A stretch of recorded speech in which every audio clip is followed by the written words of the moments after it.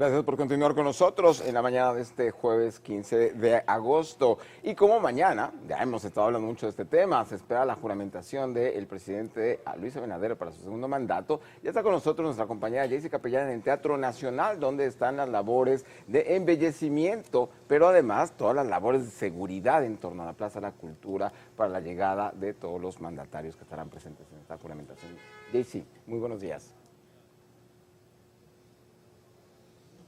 Gracias, así es, y tal como precisaron, me encuentro en las afueras del Teatro Nacional, donde la entrada es sumamente limitada este día y los agentes de seguridad que se encuentran en las afueras nos indicaron que desde aquí es que pueden hacerse y observarse las labores que se continúan realizando y podemos observar que está todo prácticamente listo y solamente ultiman detalles como pinturas en los bordes de las aceras y la señalización de la calle que rodea esta Plaza de la Cultura. Hay que decir que por esta juramentación el entrante informó que la circulación estará limitada en este entorno, en la avenida Máximo Gómez, al igual que en la Jiménez Moya, en el Congreso Nacional. En ese sentido, recomendaron utilizar el viernes las avenidas Independencia, George Washington y Lincoln, así como las calles Horacio Vicioso y Héroes de la Luperón para mejor circulación de la ciudadanía. Para esa juramentación tienen previsto asistir autoridades de otros países, como el primer ministro de Bahamas, los presidentes de Guatemala, Panamá, Paraguay y Uruguay, así como el primer ministro de Guyana y Belice.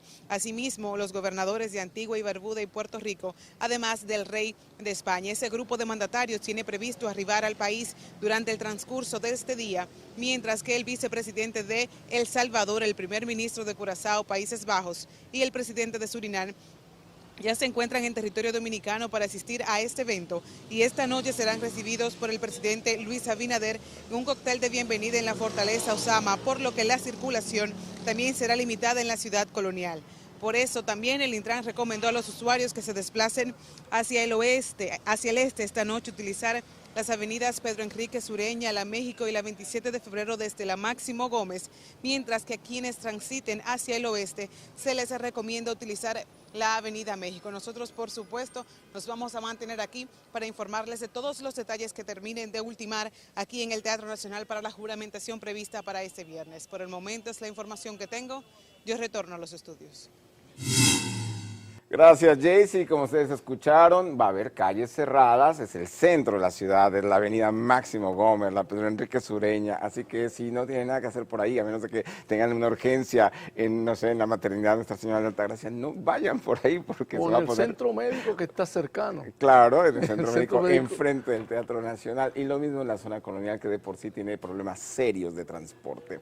Y vamos a continuar con la educación, Diógenes. Antes de irnos a la pausa hablábamos de las escuelas, pero también en el día de ayer INAVIE, el Instituto Nacional de Bienestar Estudiantil, solicitó una investigación y además apoderó a la Procuraduría General de la República para que investigue a una tienda muy conocida en Villamella, en donde aparentemente están vendiendo los zapatos escolares, los zapatos que INAVIE le entrega gratuitamente a los estudiantes, y esto apenas unos días antes de comenzar el año escolar.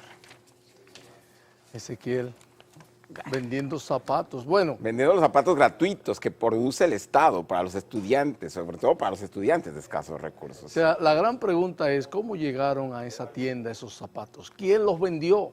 Claro. Esperemos que esta investigación que está solicitando el buen amigo Víctor Castro, director del INAVIE, que le está solicitando a la Procuraduría General de la República, esperemos que sea una investigación que se pueda hacer lo más rápido posible, porque el año escolar está ahí ya, a la vuelta de la esquina, y no puede ser una investigación como nos acostumbra el Ministerio Público, que se le apodera, como en el caso del Intran, que hace casi un año se le apoderó de las irregularidades en todo el proceso de licitación en el caso del Intran, y todavía la sociedad está esperando los resultados de esa investigación. Esperemos que con esto de los zapatos de los niños, de las escuelas que se están vendiendo en una tienda privada, que no haya que esperar un año, año y medio para saber cómo llegaron estos zapatos a estas tiendas, claro, y que o a además esta tienda. Los zapatos lleguen a tiempo para que los niños los tengan en las escuelas públicas.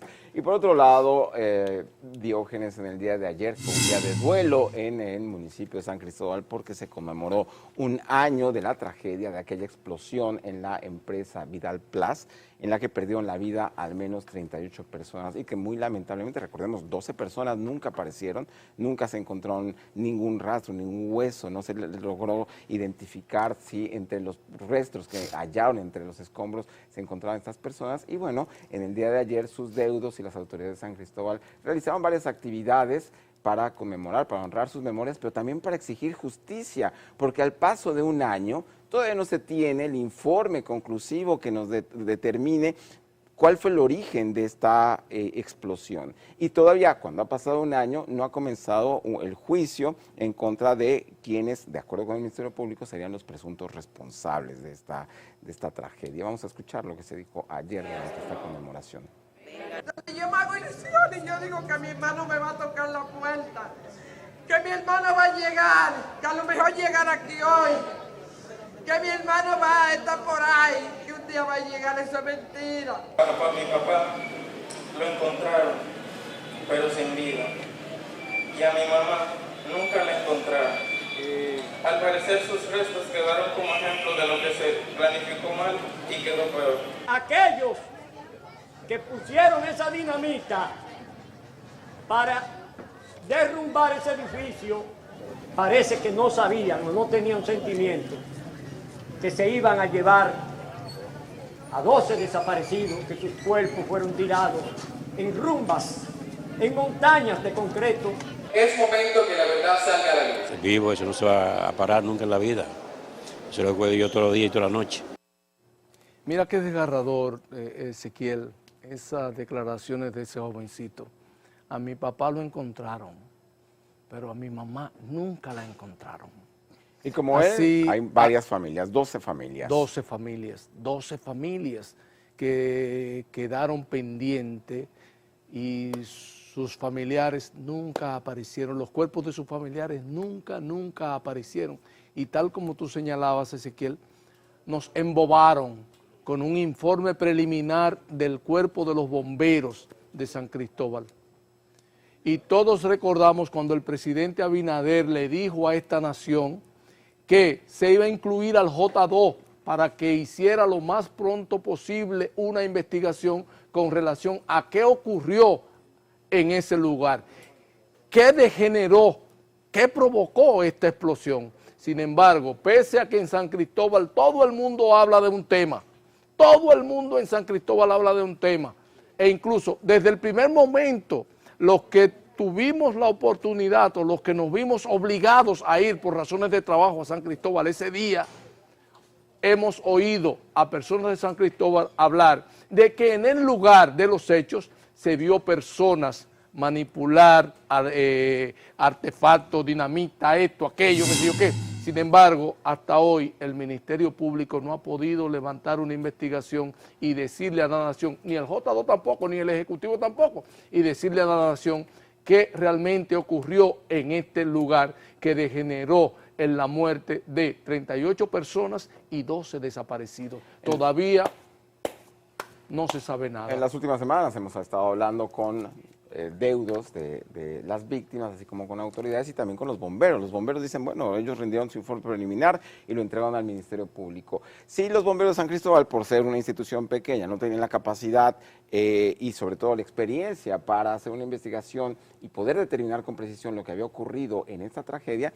¿Por qué no participaron los bomberos de Santo Domingo?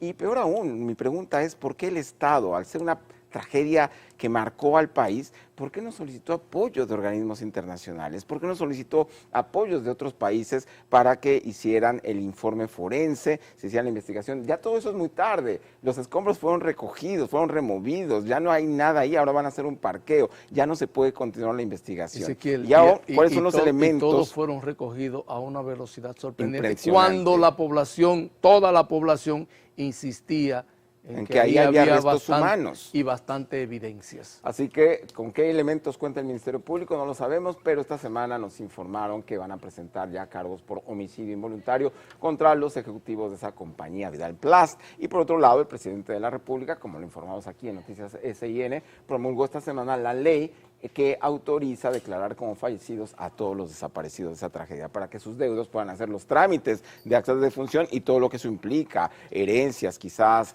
cuentas bancarias, propiedades de autos que han estado en el limbo todo este tiempo. Seguros, por Mira, supuesto. hubo una señora que una hija suya y el esposo de una hija suya murieron en este incidente. La hija suya tenía algunas acreencias con instituciones financieras. La señora nos contaba a nosotros en el informe con Alicia Ortega que ella ha tenido que hacerle frente a esas deudas porque si no se afecta todo el todo lo que eso Claro, hicieron. quedaron niños huérfanos. Entonces, como no han podido presentar ante el sistema financiero que esa chica murió ahí porque está desaparecida, ella estaba obligada a seguir continuar pagando la deuda. Continuar con la deuda. Pero ahora podría resolver eso. Y que el banco y que el seguro del banco pudiera asumir la deuda que dejó su hija. Y con esta información nos va